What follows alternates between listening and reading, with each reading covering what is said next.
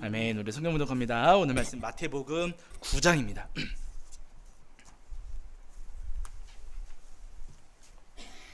마태복음 9장 9절부터 우리 13절까지 말씀 함께 합독하시겠습니다.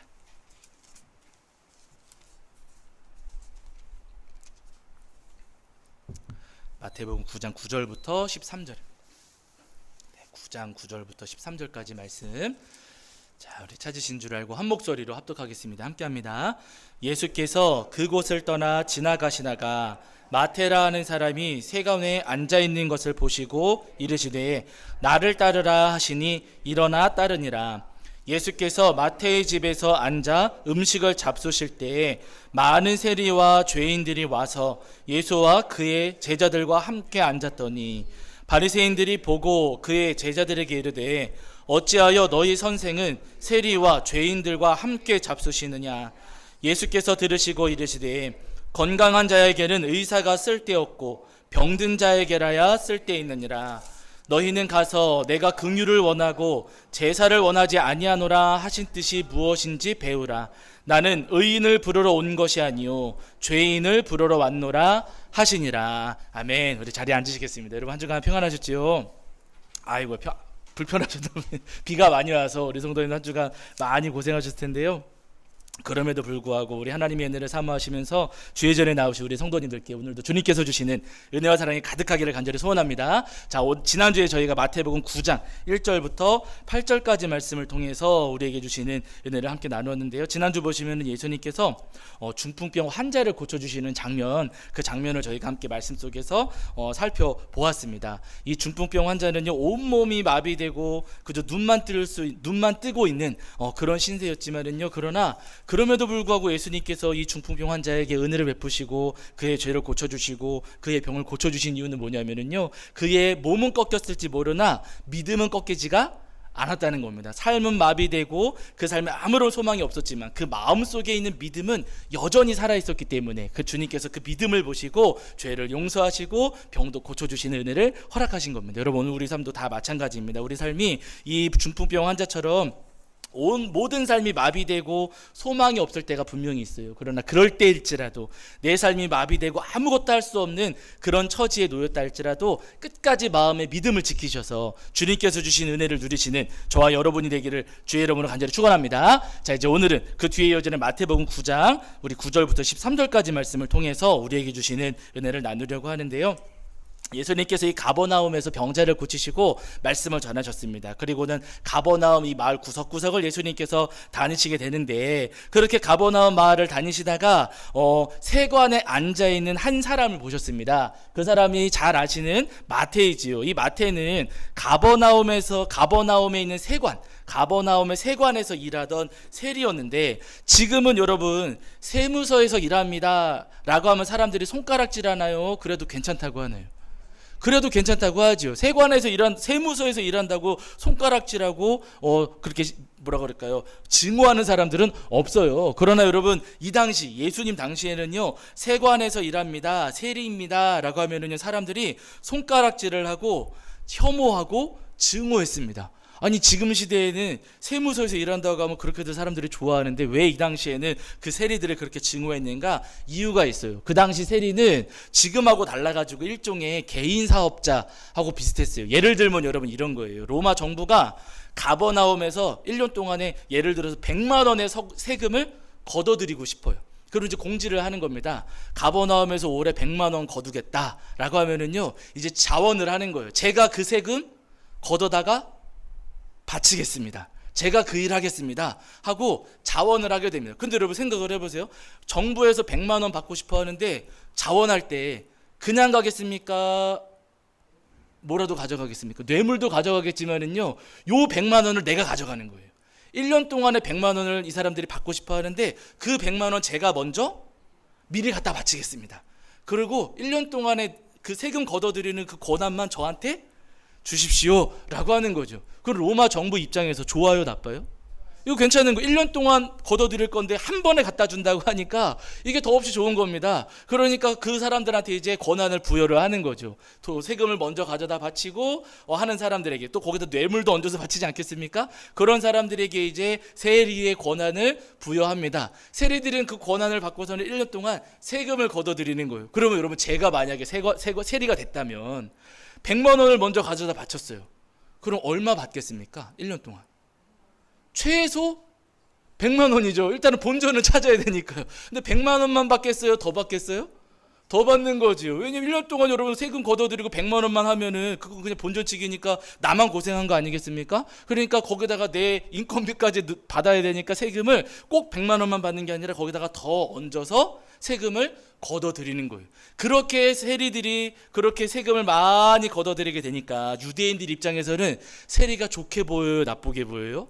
나쁘게 보여요. 로마 정부의 앞잡이가 되어서 일하는 것도 마음에 안 드는데, 지금 자기들 주머니 채우겠다고 동족의 고열을 막 짜내고 있으니까, 그러니까 이 유대인들이 세리를 바라볼 때 굉장히 미워하고 증오하고 혐오하곤 했다는 겁니다. 근데 어느 정도였냐면은 여러분, 그냥 싫어하는 정도가 아니라 세리는 죄인 중에 죄인이라고 생각을 했어요. 그래서 어느 정도였냐면 성경에 보시면은 죄인의 대명사를 부를 때 세리를 많이 언급을 합니다. 신약성경 복음서에 보시면은 세리 같은 사람들 뭐 이렇게도 표현을 하시고, 세리와 창녀들 이런 표현도 나오거든요. 그러니까 여러분, 세리가 얼마나 그 당시에 악하게 여겨졌고 세리가 그 당시에 얼마나 큰 죄인으로 여겨졌는지를 저희가 성경 속에서 확인할 수가 있다는 거예요. 근데 마태가 바로 그 세리였습니다. 마태가 그 세리의 일을 하고 있었는데, 사람들이 증오하고 혐오하는 그 마태를 오늘 본문 속에 보시면은 예수님께서 먼저 마태의 이름을 불러주시고 마태를 만나주시고, 심지어는 마태와 식사를 하시고 마태를 제자로 삼아주시는 장면이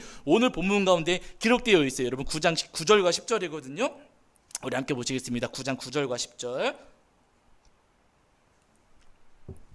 9장 9절과 10절 함께 읽겠습니다. 함께 시작. 예수께서 그곳을 떠나 지나가시다가 마테라 하는 사람이 세관에 앉아 있는 것을 보시고 이르시되 나를 따르라 하시니 일어나 따르니라. 예수께서 마태의 집에서 앉아 음식을 잡수실 때에 많은 세리와 죄인들이 와서 예수와 그의 제자들과 함께 앉았더니, 아멘, 이렇게 말씀합니다. 예수님께서 먼저 마태를 보셨고 먼저 마태에게 말을 건네셨습니다. 마태에게 나를 따르라 말씀하셨고, 마태가 일어나서 예수님을 따르니까 이제는 마태의 집에 들어가셔서 마태와 식사를 하시는 거예요. 우리는 이게 얼마나 엄청난 행동인지를 우리는 사실 감이 잘 안 옵니다. 그런데 여러분, 생각을 해보세요. 제가 그럴 일을 지금까지도 없었고 앞으로도 없겠지만, 제가 만약에 동성애자다라고 만나가지고 밥을 먹고 있어요.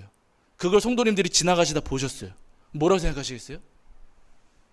우리 성도님들은 마음이 좋으셔서 전도하는구나 이렇게 생각을 하시겠지만, 어떤 분들은 지나가시다가 저 사람 왜 저래? 왜 저 사람들하고 같이 있는 거야? 이상한 거 아니야? 저기 뭐 동조하는 거 아니야? 여러분, 그런 의심을 사지 않겠습니까? 네, 당연히 그럴 수 있는 거예요. 그래서 뭐라 그러죠?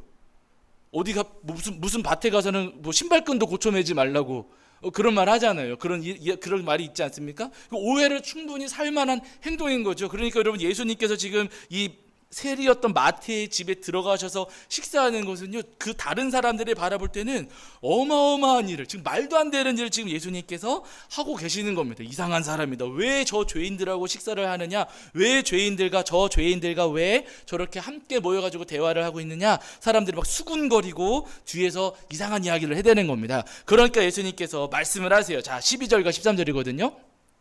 자, 12절과 13절. 왜 예수님께서 마태와 식사하시고 왜 마태를 만나주시고 왜 마태를 제자로 부르셨는가? 왜 그 죄인을 예수님께서 그렇게 가까이 대하셨는가? 12절 13절입니다. 자, 함께 읽겠습니다. 함께 시작.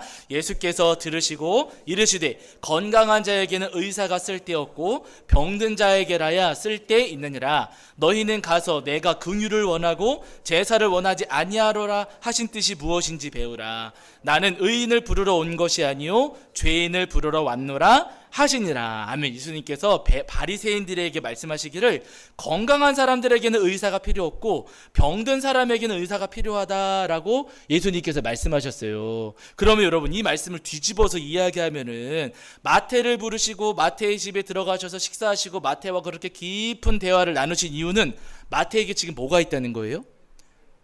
일단 병. 네, 일단 거기 병자에게 죄로 갈 거예요. 여러분 죄로 갈 건 지금 우리 성도님들이 말씀을 잘 하셔가지고 아주 그 진도를 빨리 나가신 겁니다. 근데 지금 병자에게 의사가 필요하다고 말씀하셨으니까 지금 마태에게는 일단 뭐가 있는 거예요? 병이 있는 거예요. 그 병. 여러분 마태에게 있었던 병이란 무엇이었겠습니까? 다른 게 아니라 마태에게는요 마음의 병이 있었어요. 마음속에.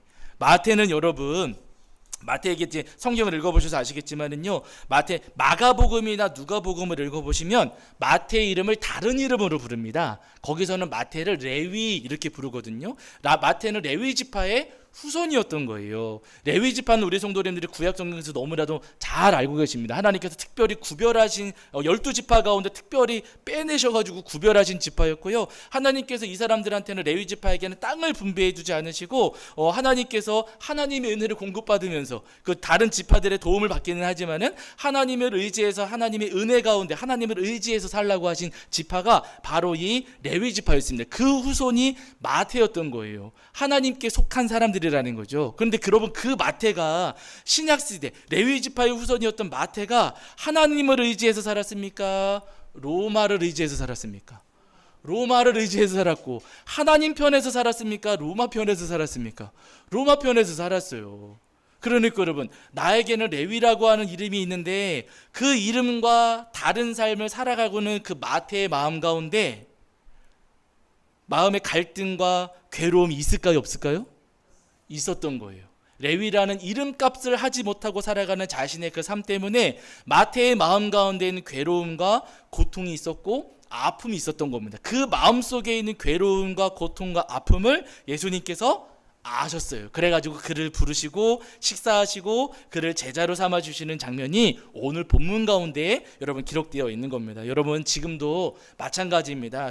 우리 예수님께서는요 저는 죄 없는 사람입니다. 저는 아주 의로운 사람입니다 하면서 자신에게 떳떳한 사람을 찾으시는 것 아니고요. 나는 죄인입니다 하면서 나의 죄 때문에 아파하고 괴로워하는 영혼을 오늘 우리 주님은 지금도 찾고 계시다는 사실입니다. 바라는 여러분 오늘 저와 여러분이 주님께서 찾으시는 그 상한 심령이 되시기를 주의 이름으로 간절히 축원합니다. 여러분 돌아보면은 여러분 우리도 사실은 우리에게도 마태와 같은 모습들이 분명히 있거든요. 마태가 이름값을 하지 못했던 것처럼 우리도 이름값을 하지 못하고 살아갈 때가 참 많이 있습니다. 제가 예전에도 한번 말씀드렸지만은 저희 할아버지가 저에게 이제 이름을 지어주실 때 법준의 인도할도 해가지고 준도라는 이름을 지어주셨어요. 법으로 인도하는 사람이 되어라. 그러니까 저희 할아버지는 제가 판사, 검사 되기를 바라셨던 거죠. 그런데 죄송하게도 판검사가 되지는 못하고 목사가 됐습니다. 다만 여러분 세상의 법으로 인도하지를 못하지만은 하늘의 법으로 하나님의 말씀으로 인도하는 목사가 되기는 했거든요. 문제는 뭐냐면은 목사가 됐지만 목사 이름값을 해요 못해요? 아시잖아요. 해요 못해요? 아이고 감사합니다. 못합니다. 여러분 그렇게 말씀해 주셔서 너무 감사하지만은요 목사 이름값을 하지 못하고 살아갈 때가 너무나도 많이 있어요. 제가 한 번은 마트에 갔는데 제가 마트에 가면은 사는 게 몇 가지가 있어요. 근데 요즘에는 그거 잘 안 사는데 빵값이 올라가가지고 잘 사진 않는데요. 옛날에 가면은 빵에 그 햄 들어간 게 있거든요. 근데 저 나이가 들었는데 그게 맛있더라고요. 근데 그거를 많이 사면은 한 번에 다 못 먹으니까 그래서 하나 있는 것만 제가 종종 사는데 오늘 마트에 갔더니요 4개 묶음으로 되어 있는데 스티커가 하나짜리 가격이 붙어 있는 거예요. 아니 제가 아무리 생각해도 이거는 일하시는 직원분이 스티커를 잘못 붙이신 겁니다. 4개짜리에는 4개 가격 그게 한 6,000원 뭐 7,000원 이렇게 될 텐데 거기에다가 하나짜리 가격 4개 묶음인데 하나짜리가 붙어 있는 거예요. 제가 어떻게 했을까요?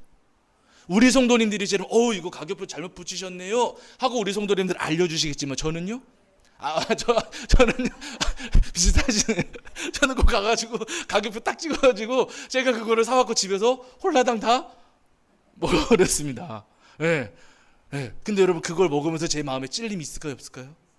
있으면서도 마음 한쪽에서는요 아유 잘 샀다 내가 잘 샀다 하면서 여러분 목사 이름값을 못해요. 근데 여러분 요거는 아주 세 발의 피인 거고요. 제가 부끄럽고 창피해서 이야기하지 못한 우리 성도들은 다 도망가실까봐 이야기하지 못한 이름값 못하는 삶의 장면들이 제 삶에도 너무나도 많이 있어요. 우리 삶 가운데 여러분 내가 목사라고 하면서도 목사답지 못한 모습들. 또 우리 교회가 여러분 더불어 사는 교회잖아요. 더불어 사는 교회라는 이름을 가지고 있으면서 정말 예수님과 하나님과 우리 성령님과 더불어 사는가? 정말 우리 주변에 있는 이웃들과 더불어 살고 있는 교회인가? 돌아볼 때 이름값 하지 못할 때가 있었습니다. 성도라는 이름으로 우리가 불려지고 있을 때 여러분 지금의 성도님들은요 구약시대의 레위지파하고 사실은 비슷하거든요. 하나님께 속한 사람들로서 하나님 편에 서 있는 사람들로서 우리가 살아가면서 성도라고 불려지고 있는데 성도라는 이름값을 하지 못할 때가 있었습니다. 돌아보면은요 우리도 마태처럼 이름값을 하지 못하고 살아갈 때가 너무나도 많이 있었다는 거. 바라기는 여러분 이름값을 하지 못했던 우리의 연약함과 부족함을 우리가 인정하면서 오늘 본문의 마태처럼 애통한 심정으로 주님 앞에 엎드리시는 저와 여러분이 되기를 주의 이름으로 간절히 축원합니다. 마태복음 5장 4절에서 예수님께서 이렇게 약속을 하셨어요. 우리 말씀 한 구절만 찾아보실게요. 마태복음 5장 4절입니다. 5장 4절.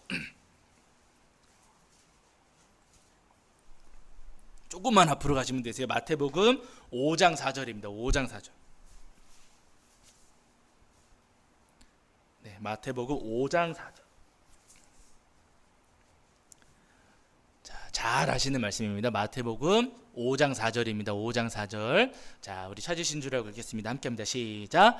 애통하는 자는 복이 있나니 그들이 위로를 받을 것임이요. 아멘. 이렇게 말씀하셨어요. 예수님께서 말씀하시기를 애통한 사람들에게는 복이 있다 하셨습니다.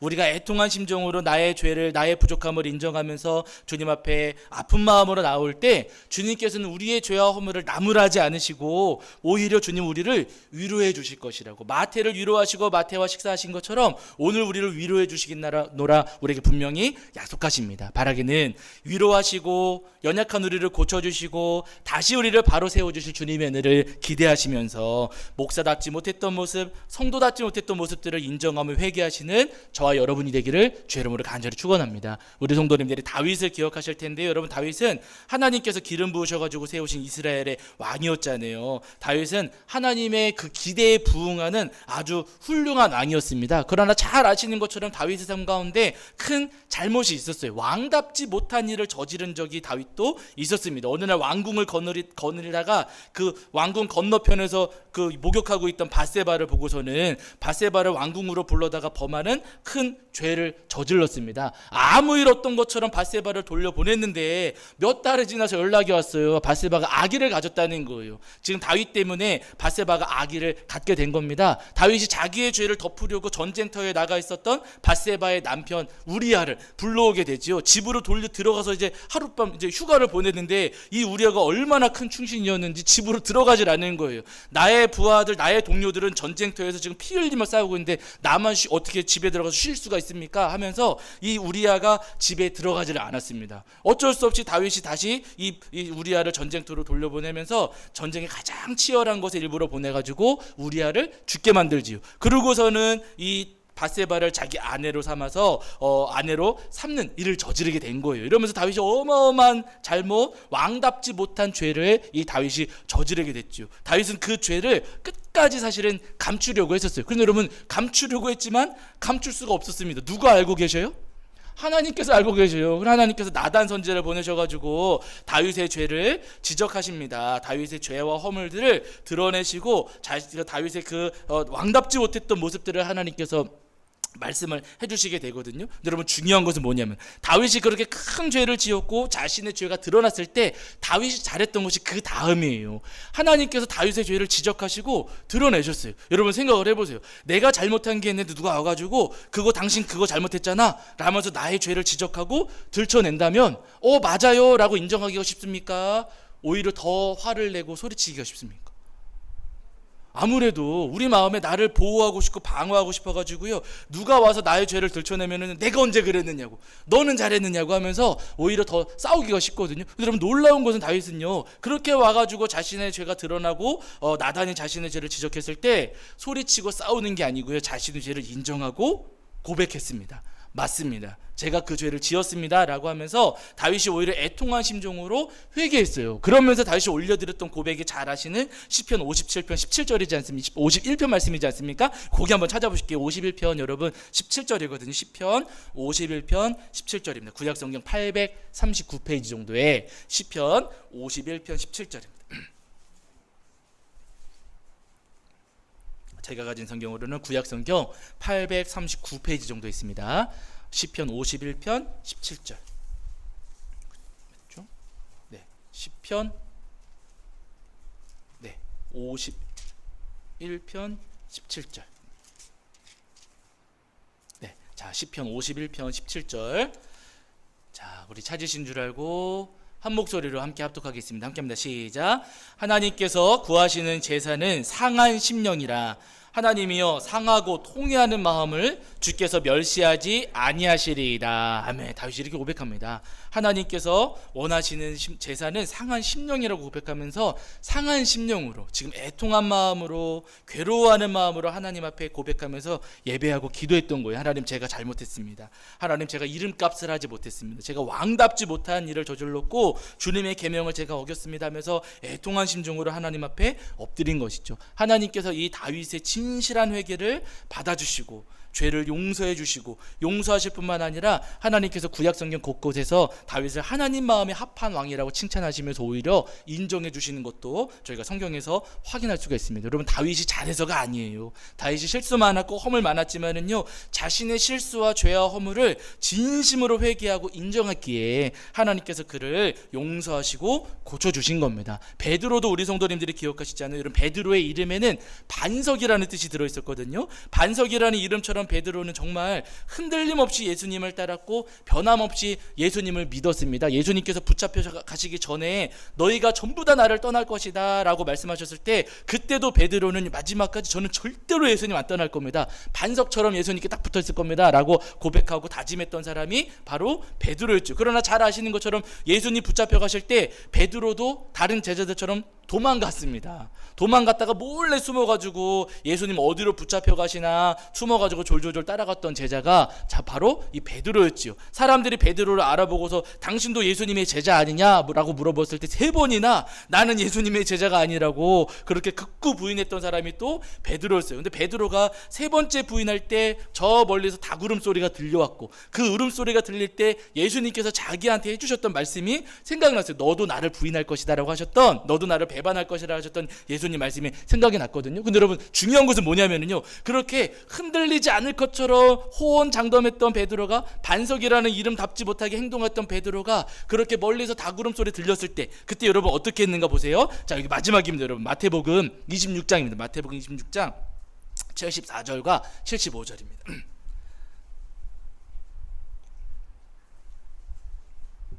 이름값을 하지 못했던 베드로가 이름답지 못하게 살았던 베드로가 어떻게 하는가? 자 26장 마태복음 26장 74절과 75절입니다. 26장 74절과 75절